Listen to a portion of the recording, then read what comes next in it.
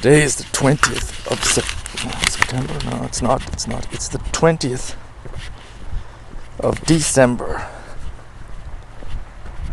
The 20th of December, and it's about 1:30 on a Monday. And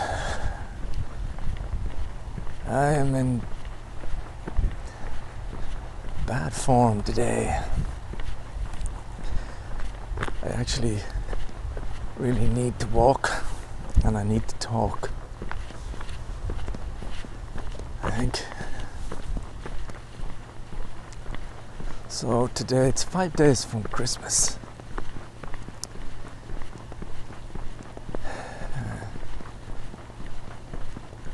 And I think at Christmas, at any rate, my mind is always kind of cast back to the beginning of time, almost, for me, back to this late 70s.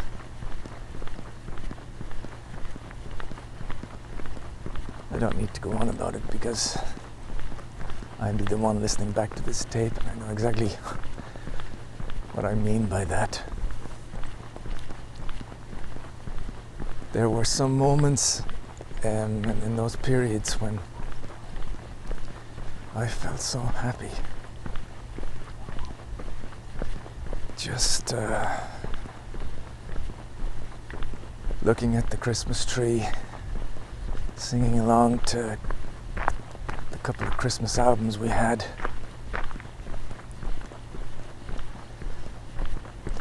Looking forward to what was going to be on the television and movies and stuff.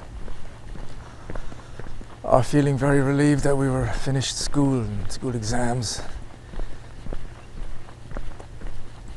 I don't know how many. I mean, it's not. There's probably just a few memories, but they've become kind of mythical in my my mind, and the part of the mind that deals with recollection.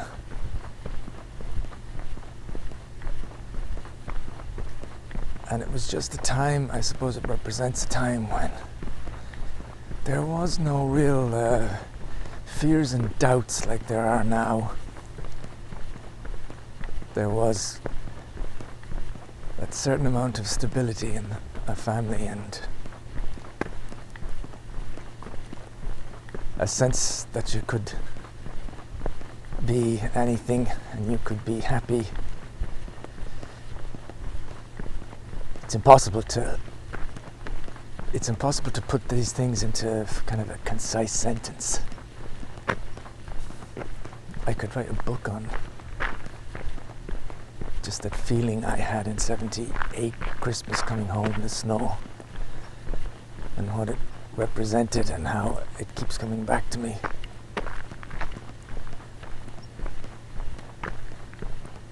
It's just so different to now. I mean, even me going to Mass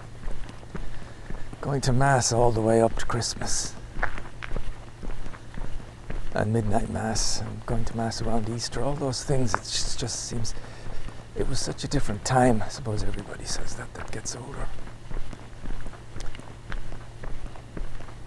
But it's probably slightly more significant for people that grew up in the 70s, because things were really well and truly different for me back then, psychologically, spiritually, emotionally. I know everybody changes, of course, as they get older, but well, society itself and the way things are have changed so much anyway. Nico and Elaine are coming today. They're spending the night.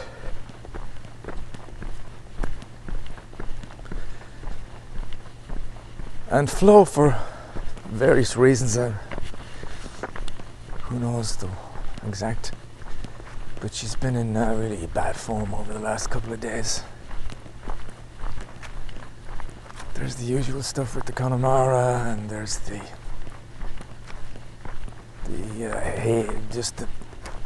she hates being there when we're not busy. And there's the whole sense with me that, you know, what am I doing to help the situation? And it's true, I feel pretty useless. Olivia gave me some tips on trying to get some courses online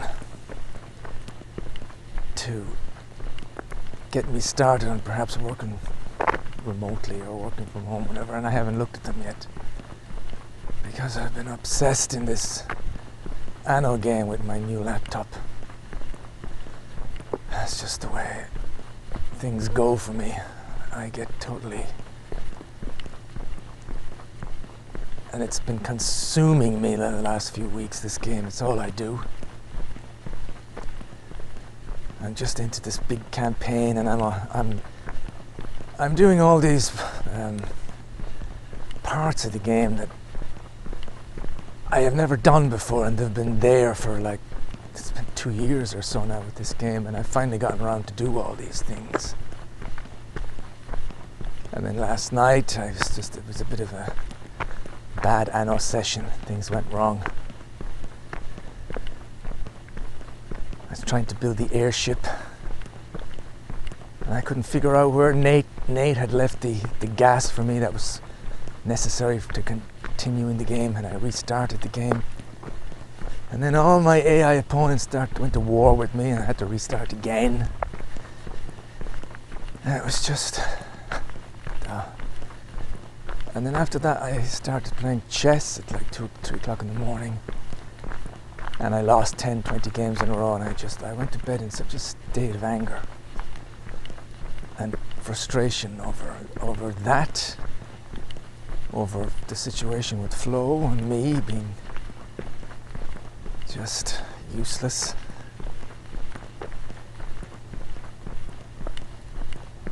And also kind of in all the mixes, this thought I have for the past, which is obviously stronger in moments like this, because it's not just about relationship and stuff, it's just about growing old itself. When you're 14 and 15, you're not so preoccupied with these kind of terror thoughts or worries about what's going to happen to me.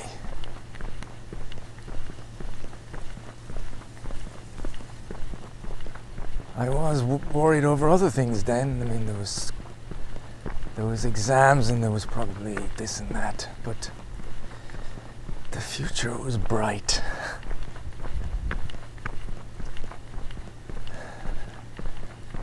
Now I find myself on days like this, and I'm just...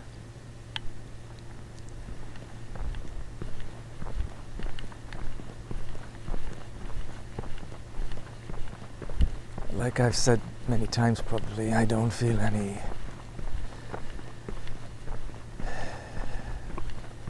possibility in going home as such. I don't feel the same type of safety net that I once did there after that damn phone call. I mean, if push came to shove, if the worst came to that, then I'd have no choice, I guess. And France, although I like walking up and down like this, and I like my own little life if I'm just left alone to play my Anno games, pathetic. But I'm continually reminded or struck by just how dependent I am and on Flo, and how I wouldn't, at least I wouldn't feel like I'd be able to do much on my own here.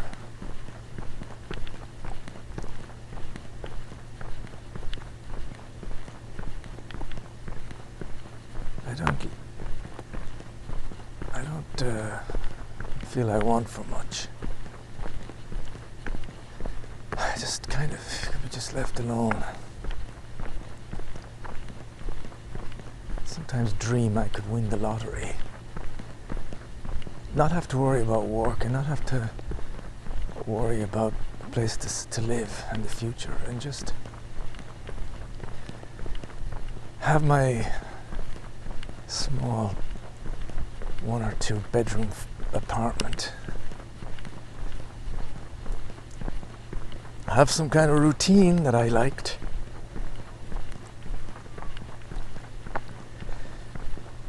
And be able to just relax and say, this is it, I like this. And this is not going to change.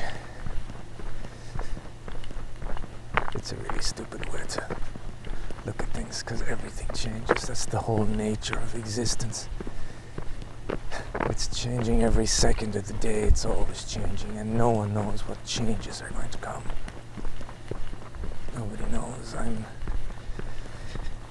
It's the other thing I didn't say is that I'm kind of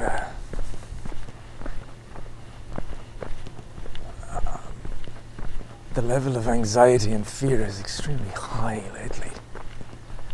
I don't know whether that's down to just the stupid fucking sleeping habits I've developed, going to bed at 4 o'clock in the morning and going to bed after kind of, playing Anno for 8 hours with literally the lights of the screen dancing in my head as I'm trying to sleep. I don't know how much that's affected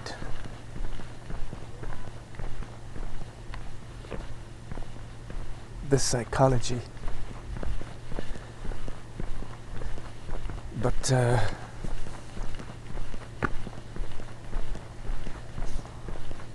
I'm worried about, everything. Is the dentist going to be able to handle the filling he wants to remove? And I'm supposed to do blood tests for just a normal kind of checkup. Is it going to be okay? Are they going to find some stuff there?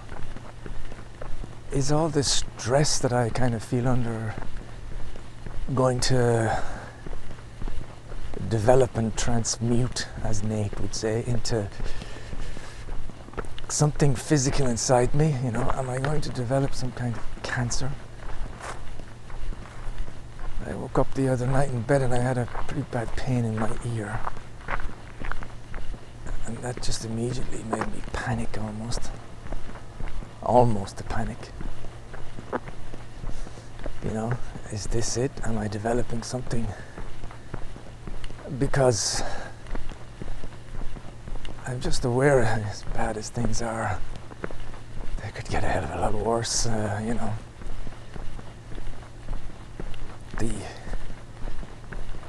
To be moving and going about your business without any pain is something I don't take I don't take it lightly, and I'm always grateful. Because like anybody, I've experienced days of being ill or sick or having bad headaches or whatever it is, and nauseousness and things. And so I don't take it lightly, and as a matter of fact, it's one of the tools I can use to chase away some of the other anxieties, because honestly, if you're feeling miserable and in pain, it doesn't matter what situation you're in. But if you're feeling healthy and okay, then you can probably cope with most changes.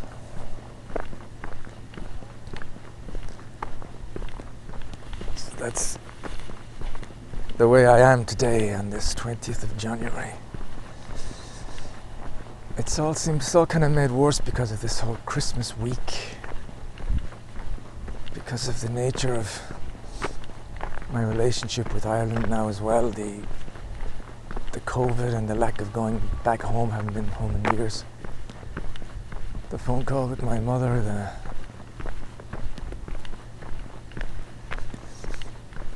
just the sense that there's a certain dread there that I'll arrive one day with a suitcase too. It's also far removed from the late 70s, early 80s. It's also far removed from even the later 80s. Working in the sugar factory and first girlfriends, going out Thursday, Friday, Saturday, Sunday. It's so far removed from a lot of the early stuff because it just wasn't in the psyche. It didn't seem to be in the psyche. If it was, it wasn't really awake. These thoughts of the future.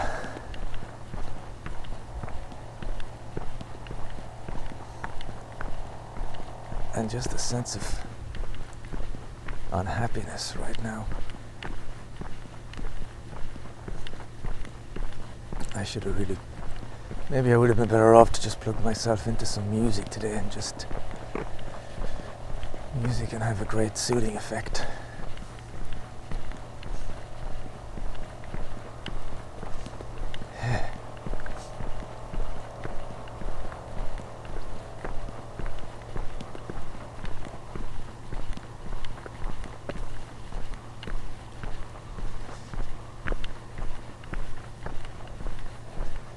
Psychologically, in this walk, there's a great sense that I'm running away, and it's a nice feeling, you know. I keep stopping and looking back, and it's a sense that the more distance I put between myself and my house right now is good, because somehow symbolically I get away from all the trouble in my life by moving further away from that spot. Of course, it's just an illusion. It doesn't.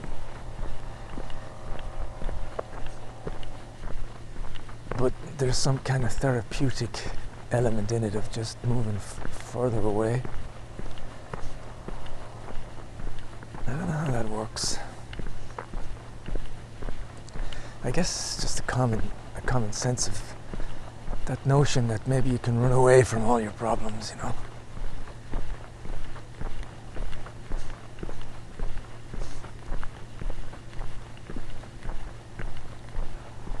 Because for years I've had that. It's like almost like a fantasy of just disappearing. You know, getting into one of these mobile vans, like the Volkswagen, and just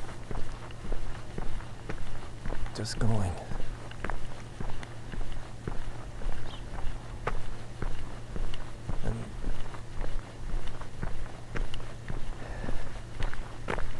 Not say where I'm going or how long I'm going to be gone. Just go.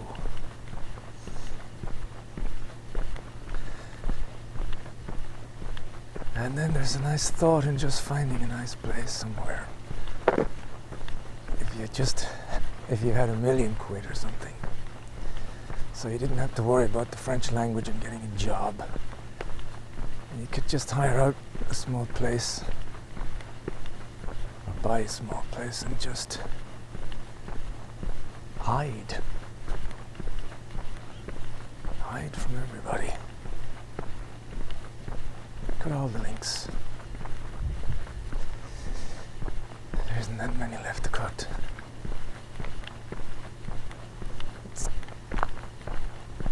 It's a childish notion.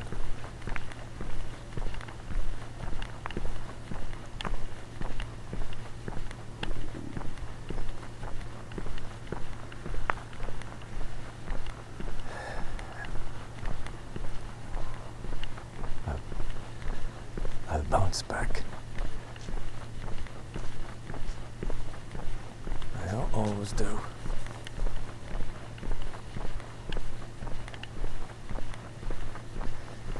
Sometimes it's difficult. I'm trying to be aware that this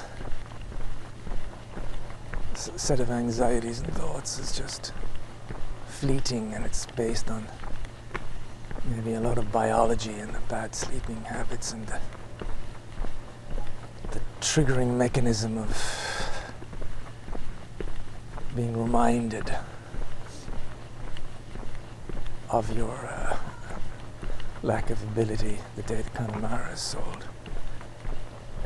But in general, there's probably a lot of physicality goes with this kind of feeling. It's not It's not that the world or the problems have gotten any harder. It's simply a case that elements and chemicals are situated in such a way in you that they're transmitting this kind of a signal,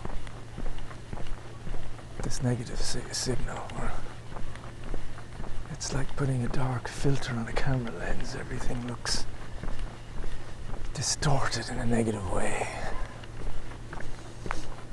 But actually everything is the same. You take off the lens, you're back to where you were a week ago or so. It doesn't... Everything is the same.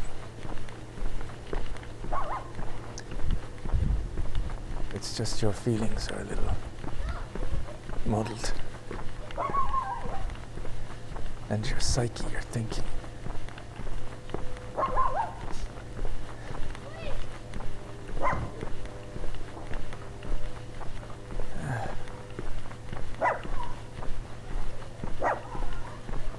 Still, I dream of escape.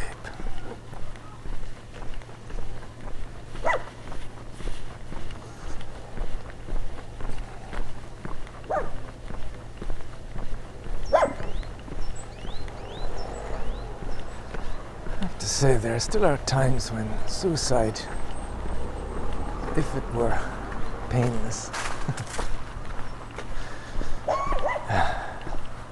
if it were really simple, you know, if there was something, you could almost clutch the bottle of special medicine with the sense of comfort, knowing that at any time you can just quit.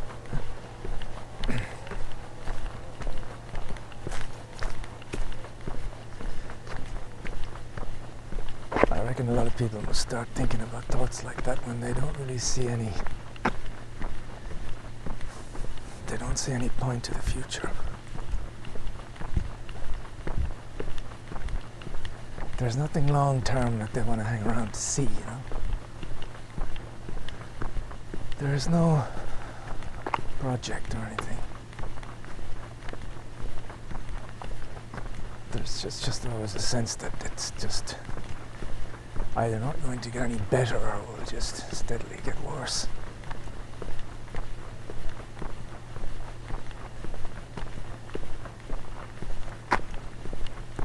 And perhaps in a flash you could be gone.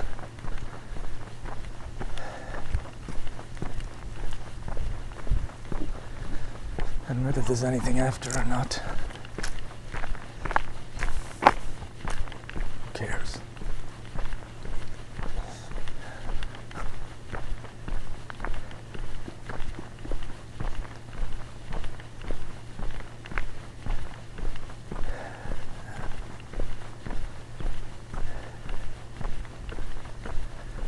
Yeah, I am quite depressed.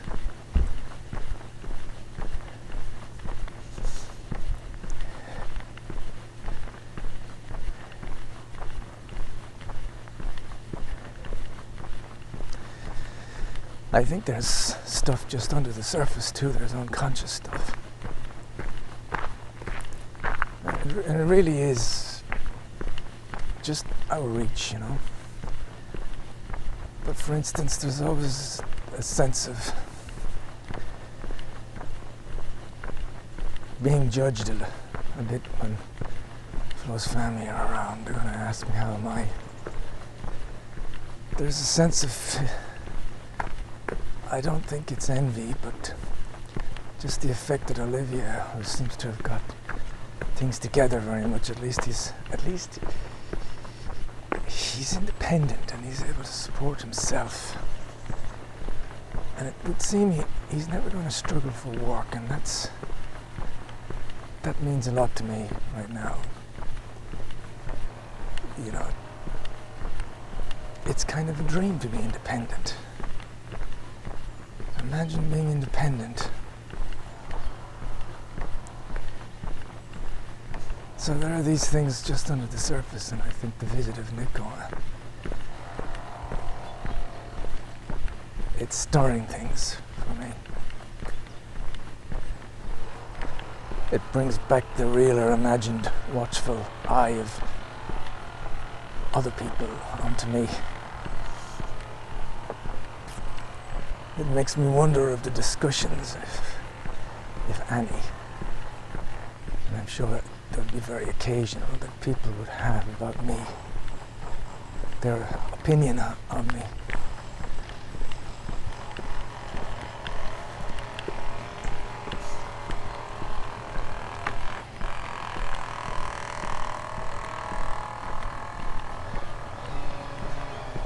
In general, it's just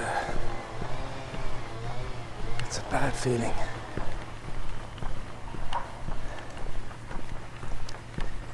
Yeah.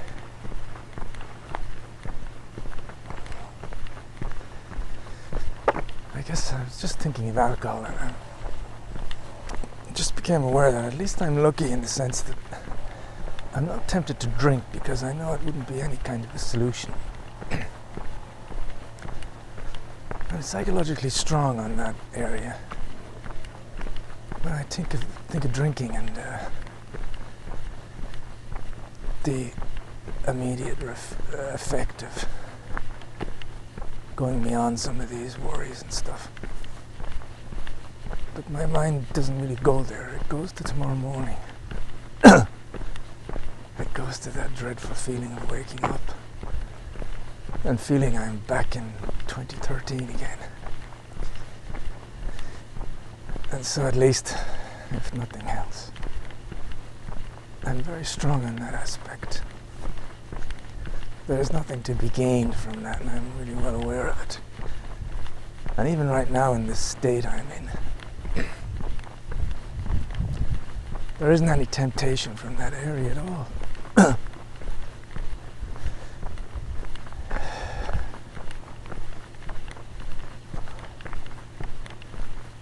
Sometimes you just have to outlive it, I think these worries and situations, you just have to outlive them. You have to get old enough not to give a shit somehow. Or get old enough where they don't bother you anymore somehow. Where or you become your moods become more stabilized and you don't have the bigger swings, and your imagination is more controlled, so you're not constantly seeing yourself homeless, in the worst states. You're yeah, I like that thought. You just have to outlive these things.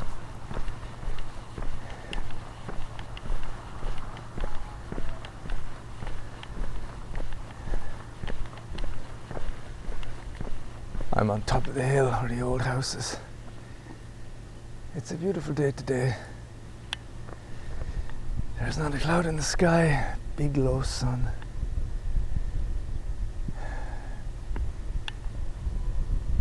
There's that promise, is it a promise, or that sense that freedom and magic is very close at hand when I look out on the scenery and the beauty of the view.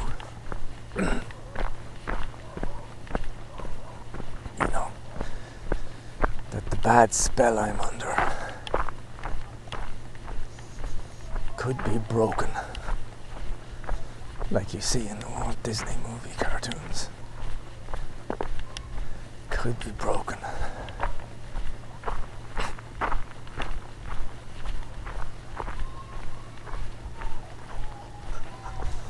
Oops. John?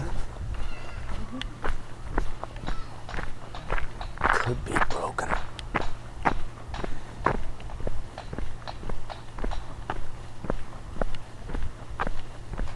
And you'd get yourself back to, I don't know, imagine being back to the state of mind I had when I was very young, just don't know what it was. It wasn't exactly looking forward or planning to the future. It was just maybe a wonderful acceptance of the way things were, and maybe it was the ability not to think at all of the very distressing thoughts of what are you going to do if this happens or that happens. Maybe it was just those bridges weren't built, and so you just didn't have those thoughts. Maybe it was much shorter term thoughts.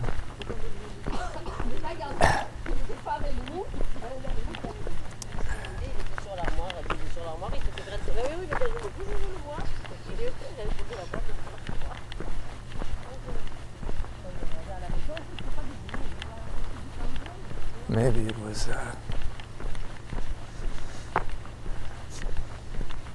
just smaller all around, the psyche back then. Do you remember? This is before the Christopher Fettes days. Which reminds me, I dreamt about him last night. It was really weird. It wasn't him.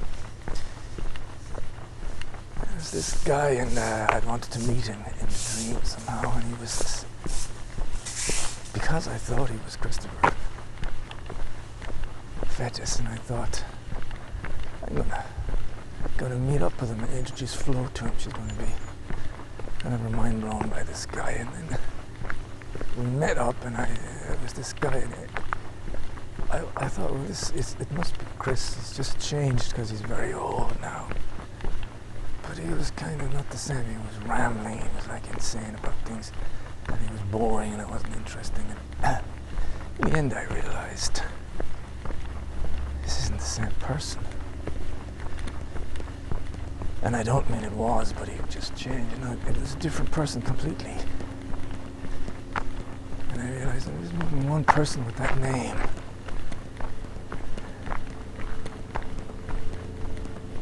It was a case of mistaken identity.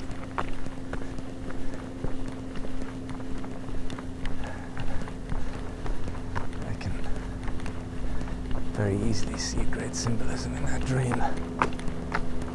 I thought Christopher was someone he wasn't. I'm projecting all this stuff onto him as to who he was. I'm imagining that the words were all incredibly wonderful and mysterious and directed toward me, but maybe they weren't.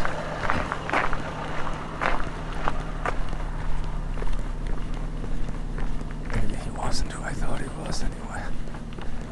Getting sidetracked. To go back to what I was saying,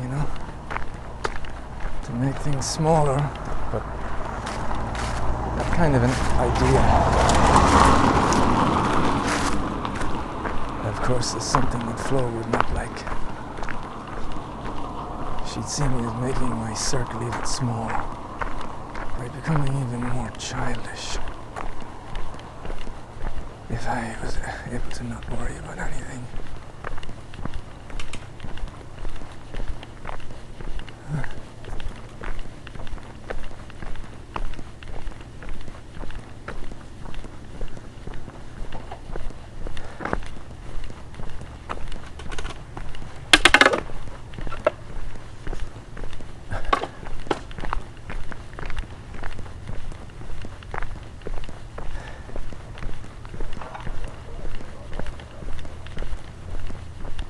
It's good to walk.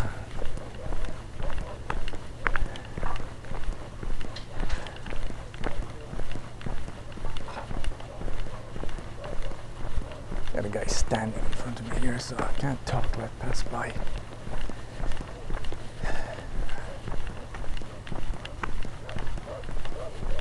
John.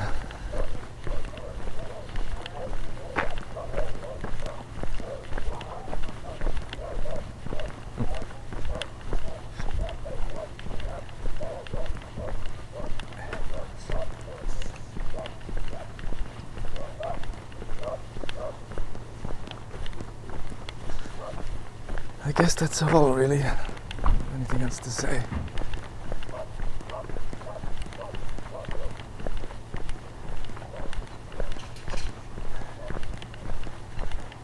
don't have anything else to say. I wish I could shake this feeling off, though.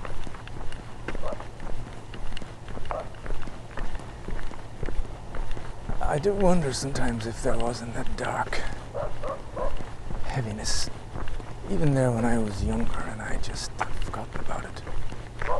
I know it must have been there when my dad was sick.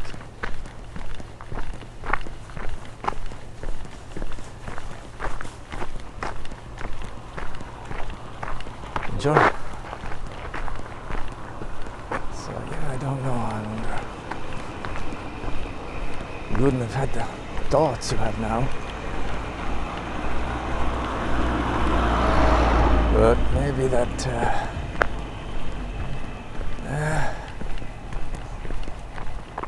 who knows? Could we just accept these moments knowing that they come and go? Sit with them like I say in the AA.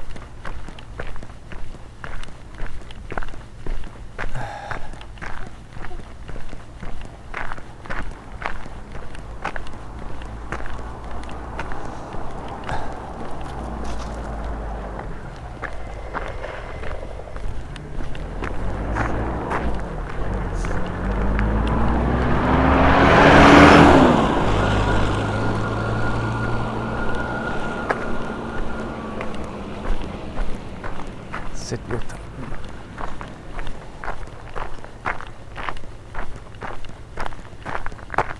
It still leaves the problem of just nothing there to look ahead to. It's always been that simple, you know. I mean, I try and find my own thing, like you just see the way the story turns out. Maybe that in itself is enough, you know. It's gonna happen. What's going to happen to other people? What's going to happen to you? You just kind of sit quietly with a certain interest.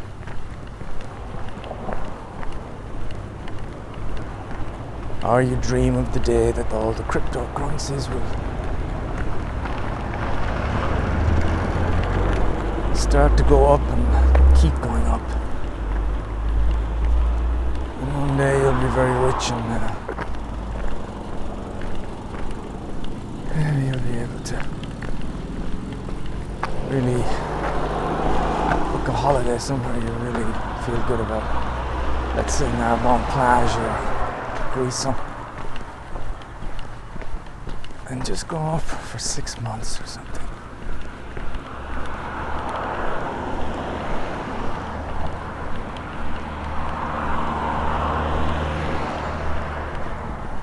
Yeah, that's a nice thought.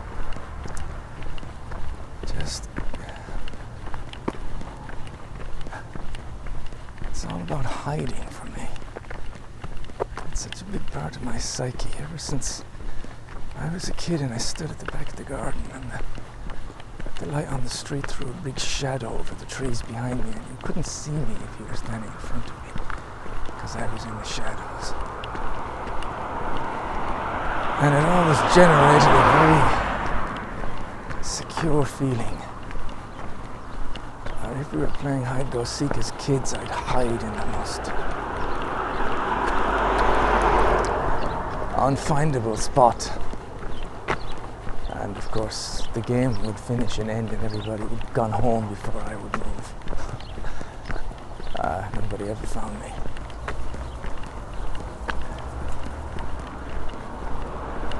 What's that all about?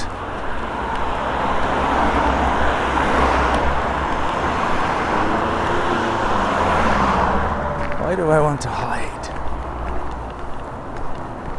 I could say I was hiding the fact that I was rocking in a rocking chair as a kid, because that had some major embarrassments when I was caught rocking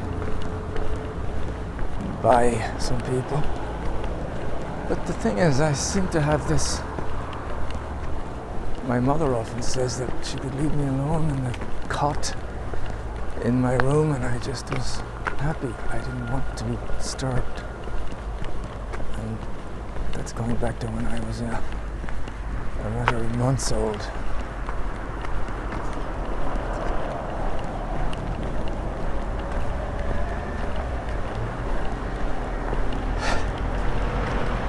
And it's still there.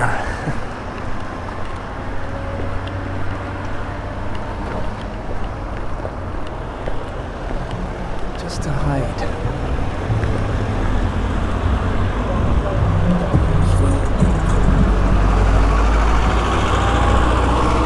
I even had that feeling working in Deloitte's, I remember. I was walking around the building at night and finding places where nobody could know where I was. I'd just been on my own in the building on the top floor.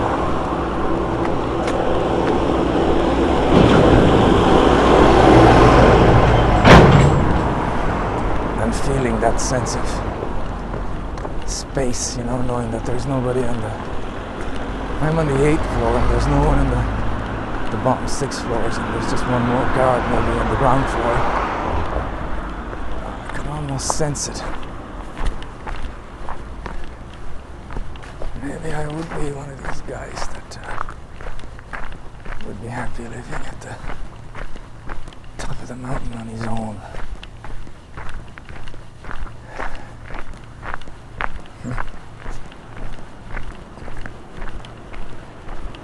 Sense of hiding.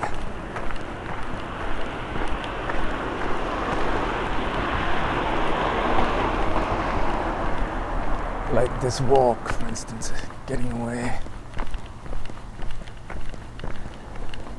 It's the same thing. It's like running away. It's running away and hiding. It's running from school, being far ahead of everybody else at school. It's not that I'm afraid to talk about my feelings and stuff. I've done that with Flo. Maybe not lots of occasions, but I've done it quite a bit. But to be honest, I don't think it'd be helpful to do it today, because if I was to say I feel like this, I feel like that,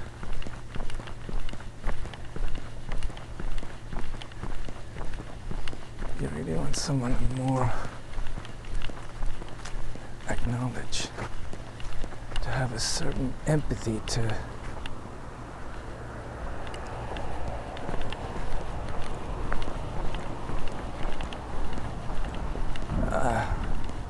what you don't want is somebody saying all those feelings would go away or miraculously turn to good feelings if you just did what Olivia said, put all the effort into that, and became self-employed.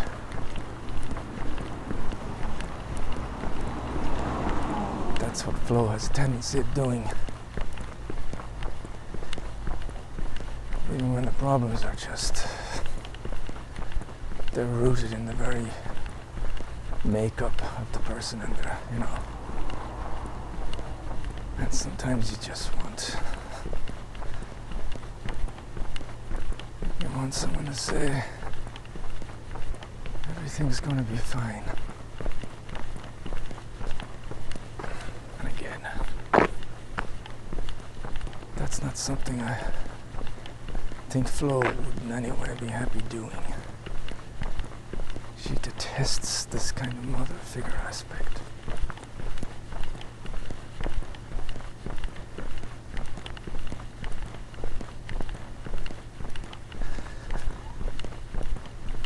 When I heard her talking to Olivia the other day,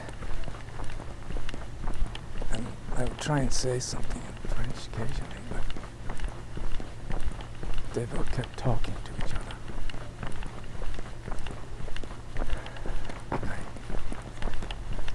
I tried again.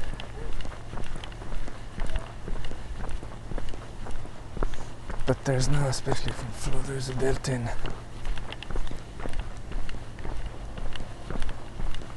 understanding that he's not really going to say anything. it's just a form of politeness to let him speak. He's not going to say anything interesting. There's a real palpable sense of that, you know. It's just a courtesy. You know, like maybe you let a child speak. But I did think, in a kind of unresentful way, I thought, these people are all so much faster than I am, in every respect. They're just so much more together. They're working on a different level. I was thinking of it, how organized Flo is, Olivier, and how they're talking about things that matter. And I am psychologically like the kid.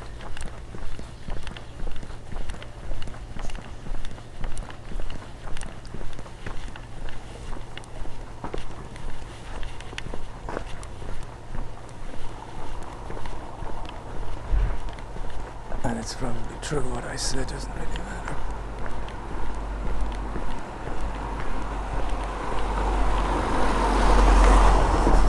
Joe? It doesn't really matter at all.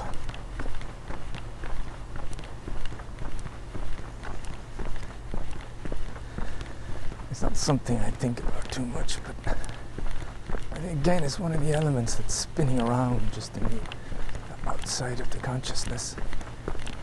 You see, Bonjour. There was a time, I think, when people did want to know what I said. There was a time when I was with my equals, if you like. You know, like instead of being in A1 like I am now, I was with my crowd on the street was more like 1A4, you know, 1A3. But when I was with all those guys, way back in '81,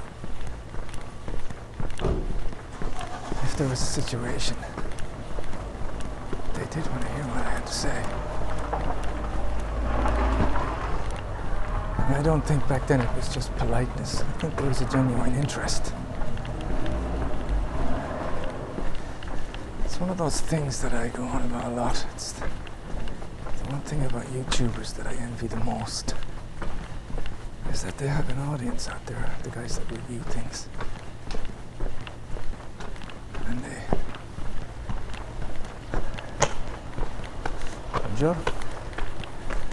have an audience who want to hear their opinion.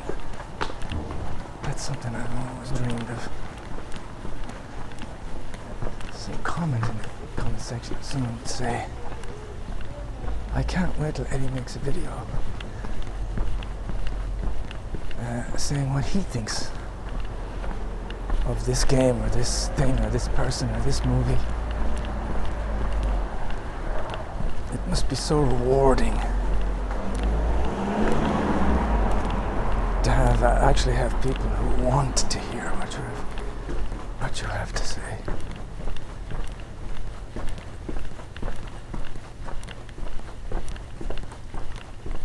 I had that one point long ago.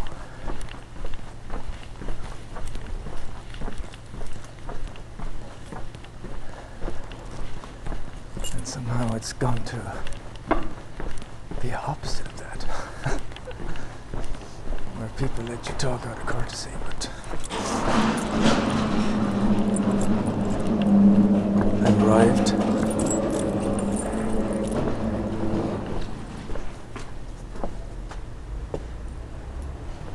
Yeah, let's go here first.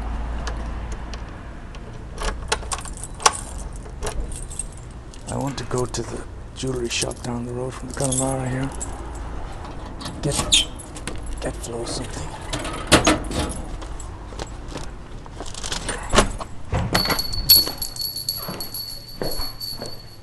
To get her something for Christmas.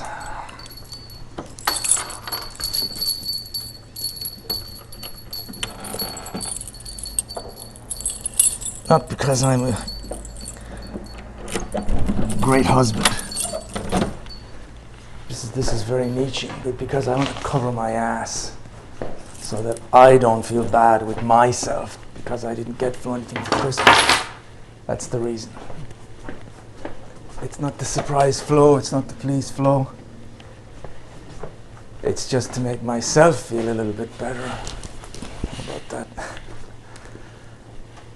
That's when you really understand what Nietzsche was talking about. When you realize the real truth about buying a Christmas present. Anyway, I better close off. That's 50 minutes. I hope all these negative, it's good to talk about them. I'm always a bit worried that these negative states are going to transmute themselves into something physical in me. You know, that's why it's important to do these things. It's important to try and express all this as much as possible. And it doesn't matter how long this fucking audio is, and it doesn't matter who hears it, and it doesn't matter. I won't be around in 100 years, and maybe these tapes will be around. And I'd like to think that it's not based on any politics or computer specific technology, or I don't really talk about the climate or global warming or Russia, you know, nothing very contemporary. I talk about the inner state, I talk about the human condition, I talk about relationships, and I think those subjects, they kind of go, I don't know how to put that, they're always there. It's like the other day I said, you know, looking at an open fire is something that we've shared with our ancestors. It must be the same, not quite the same as if when you were a caveman, but there's something that we share with our greatest ancestors, is looking into a fire. And I'd like to think that the stuff I talk about is the same as that fire. It's something that we share. We all share all the way back, and we'll share all the way forward, because it's one of those core elements in us. The condition of being human, the difference between being young and older, and the dynamics of being with another person, and the psychological changes and the psychological hang-ups that we all have, the different types of people. Obviously everybody's very different, but I think even the strongest introvert or the strongest extrovert would relate to certain things, perhaps. But if all of this just gets me, it gets the stuff out of me, so that I'm not sitting at home, for instance, today, just feeling a sense of psychological pain. It's almost like constipation. It's better to get out, move around, stretch your legs, move your muscles, and hopefully you clear everything, you shift everything, and you speed up the process of moving the bad clouds and the bad emotions away. You clear the sky of the clouds,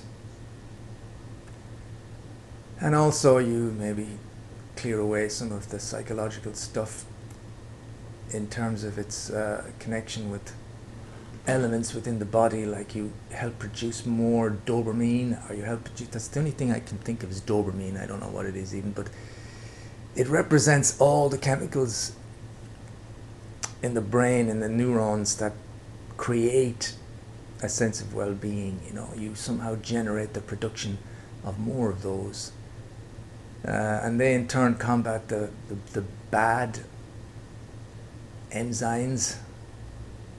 An enzyme, I can't remember what an enzyme is. I had a definition of that when I was in school. And so you just shift everything psychologically, physically, and any other way that you can, and you come out of it. And that way, it's not sitting there doing you harm internally. It's not been transformed into anything solid, you know.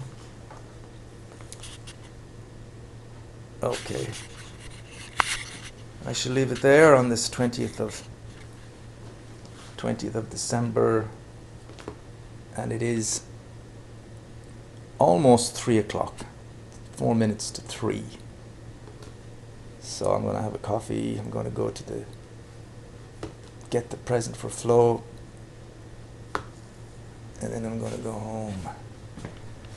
And hopefully when I get home, I will at least be enarmored, strengthened, or I will be sufficiently detached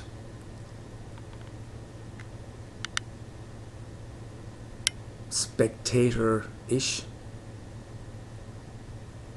I think at least you're healthy, whatever it is, and I'll be stronger for the evening with that.